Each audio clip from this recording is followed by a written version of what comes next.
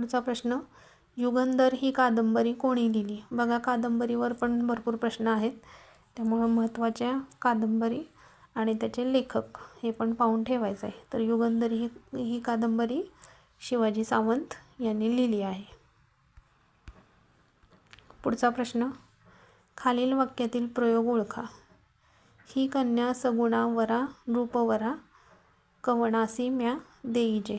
आता मगाशीच तुम्हाला मी सांगितलं, ज्या वेळेला क्रियापदाला जे हा प्रत्यय लागून येतो आणि संस्कृत वाक्य असतात, तो प्रयोग कोणता होतो? पुराण कर्मणी. त्यानंतर कर्मणी प्रयोग म्हणजे काय? की ज्यामध्ये कर्त्याला प्रत्यय लागतो, कर्माला लागत नाही, तो होतो कर्मणी प्रयोग. समापन कर्मणी म्हणजे एखादी क्रिया घडून गेलेली असते, तो असतो समापन कर्मणी प्रयोग. आणि नवीन कर्मणीमध्ये काय होतो? कर्त्याला कडून हा प्रत्यय लागतो, तो झाला नवीन कर्मणी. पुढचा प्रश्न, खालील शब्दाचा योग्य अर्थ ओळखा. प्रसार. प्रसार होणे म्हणजे काय? वाढ होणे.